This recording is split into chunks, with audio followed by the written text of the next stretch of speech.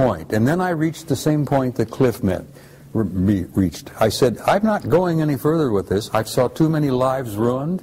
I saw careers ruined, families destroyed, people committing suicide. I saw things, honey, that would curl your hair. And I said, I've had enough of this shit. I'm going to tell the goddamn truth, whether they like it or not.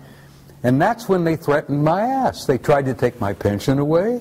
They harassed me with black helicopters and black SUVs, phone calls at 3 in the morning. I went through the whole 9 yards until I fought back. I says, I'm carrying a gun, I'm a marksman, don't push me too far, I'm going to start shooting people. And you realize they walked away and backed away from me and left me alone? And here I am, 2012, 83 years old, ornery as ever, and I'm speaking to you with honesty and from my heart.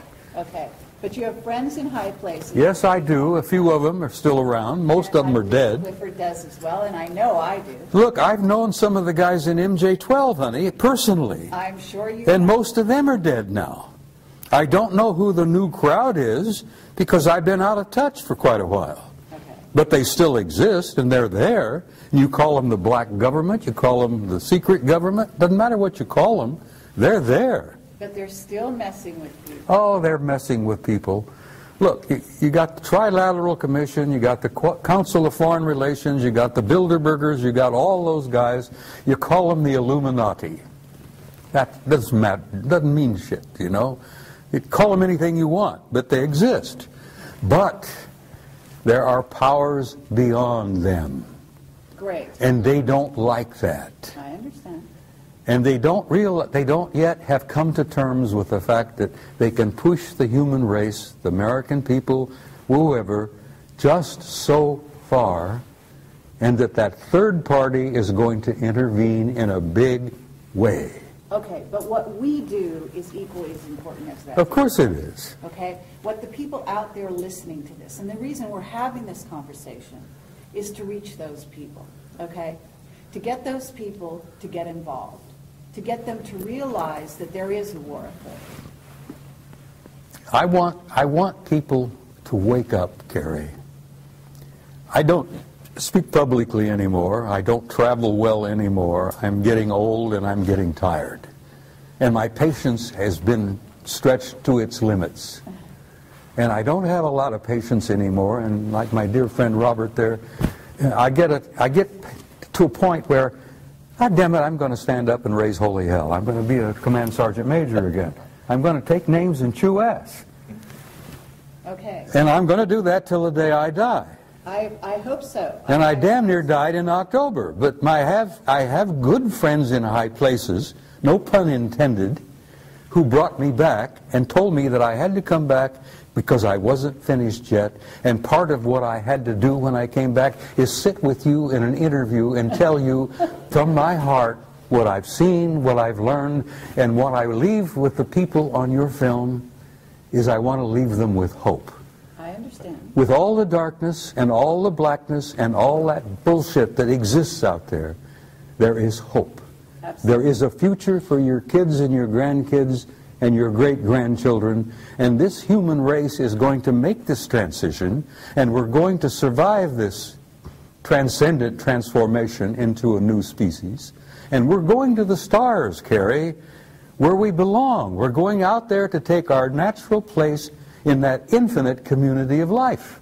Absolutely. And that's the only thing that makes me feel that life is worthwhile, because I know, having seen their future, and they have shown it to me, that it is glorious. And I wouldn't be sitting here talking to you unless I believed that in the depth of my heart. And I want to leave that with your viewers. You've done so. That there is a future, and it's glorious, and there is going to be a tomorrow. And dispense with this bullshit about doomsday, because every time some poor human being on this planet dies, it's doomsday for him. But that's not the end of life. That is true, but we need to handle a situation that's going on the planet right now that requires human beings to not just We have to wake up, participate in it. We have to participate in our salvation. They have to participate through consciousness. Yes. Okay? And they have the ability, because We are, again, their progeny. We have those powers. We can fly. We can do anything we want to do. We can create reality. We can destroy reality. Honey, the human spirit is infinite. We have power we haven't even dreamed of yet. That's right. And once we realize who we are and what we are, and we start expressing that power, there's no end. We can change anything. Okay, so what we want people to do is we want to educate them, we want to wake them up, and we want to give them the tools by which to change their reality. And that's what you're doing with these films. That's exactly right. Now, Clifford. Well, I'll back up the Sergeant Major in that we got enough going on out there that's talking about, you know, UFOs are here, they're hostile, we're on the end of their food chain, they're going to take us over, there's nothing we can do about it, but we thought you should know. If that was my message, I'd say nothing. But like the Sergeant Major, I want my message to be a message of hope and for us to look and build towards a brighter future. And by us spiritually growing, we head in that direction. But it's going to take time. We're not going to go away. We're going to be here. We are going to achieve interstellar travel where we visit other star systems. But in order to do that, we must first grow spiritually. Right now, the situation is we're a world in quarantine.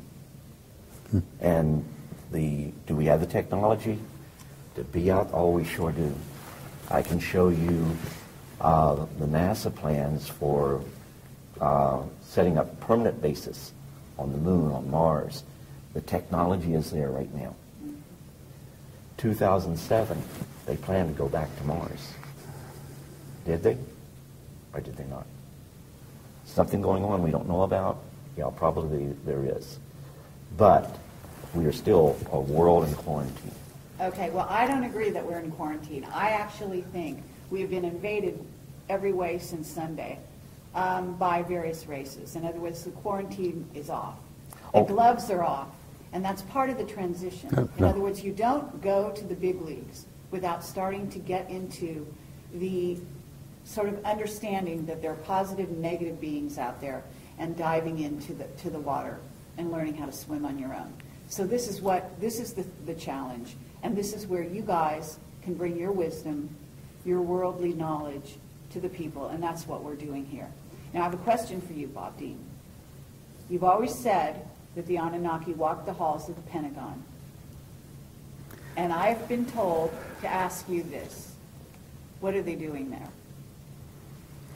Well, which Anunnaki are you talking about? Good answer. Yeah, you understand when I use that term, I use it in a generic sense.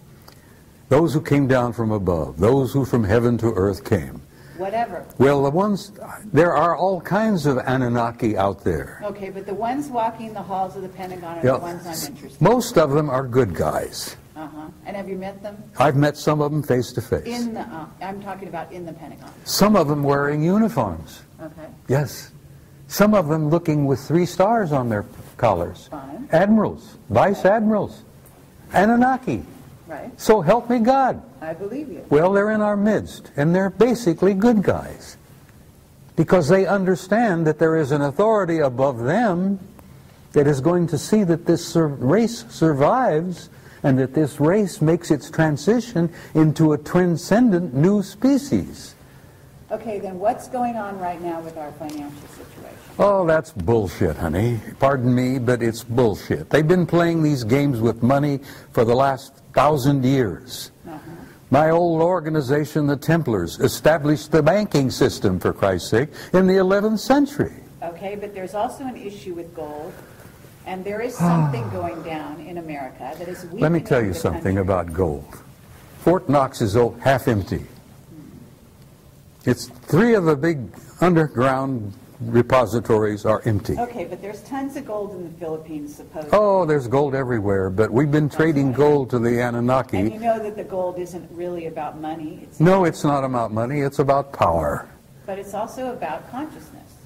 Well, gold can turn... Gold ornaments. Gold is not merely a pretty metal, which makes lovely jewelry. It's nice to hold, and it's nice to play with, and all that. also The value of gold is it can be turned into ormus. And the ormus, this white powdered monatomic gold, is worth more than its weight in gold, because the Anunnaki ingest it. It generates their genome into immortality, for crying out loud. Yes.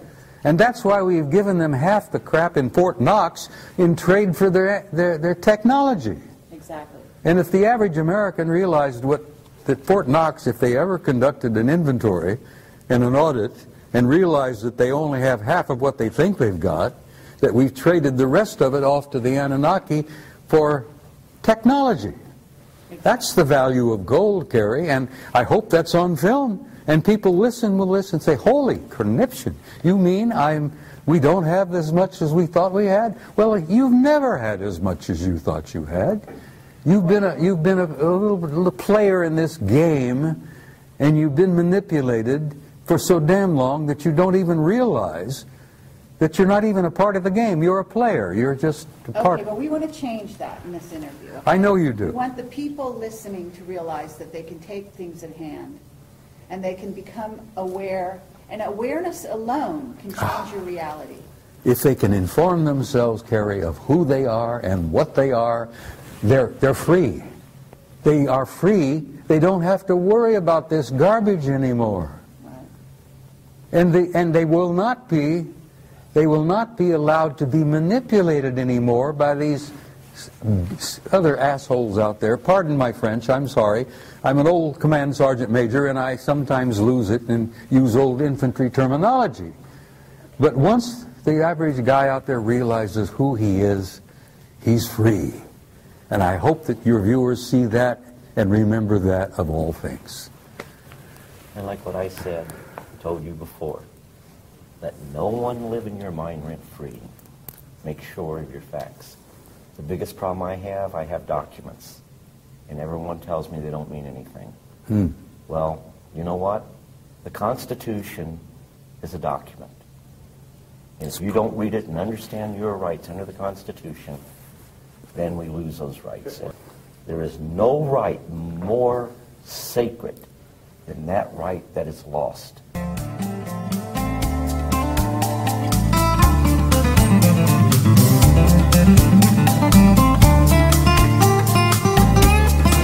Stories about those actual missions that actually exist, in which we do, in fact, recover a UFO crash of a whole craft is very, very rare, very rare. But there are debris that's left behind. And also there's what we call physical evidence, and we go after that, and we recover these. Blue Book was never part of that, even during the time that the Blue Book existed.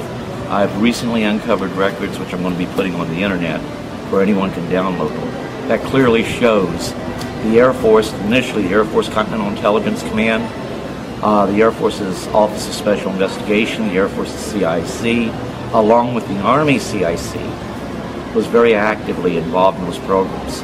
So when they say they've released everything that they have on UFOs, no, they haven't. We still have those documents that were part of the Air Force Continental Security Command that have yet to be released. Not all of the FBI, or not all of the CIC documents have been released. Not all of the OSI documents have been released. They'll never be released. No. And when you look at the documents that we have recovered that clearly show this to be the case, when you see these documents, you realize one thing. They are field intelligence data. They're not the finalized intelligence product. That is yet to be released. Then we can go into the 80s and the 90s. The recovery of objects of unknown origins under moon dust and blue flight. All we have is the raw intelligence evidence or data. We do not have the finalized intelligence product. And the finalized intelligence product is what's important, because it puts to bed once and for all what it really was that we recovered. The British government, December of 2000, released a secret report. In volume 2 of that report, they talk about the physical evidence that's been gathered. They didn't lie, they just didn't know. The British government's recovered physical evidence. Every developed country on the face of the earth has recovered physical evidence. But for reasons unknown to me, they want to keep it quiet.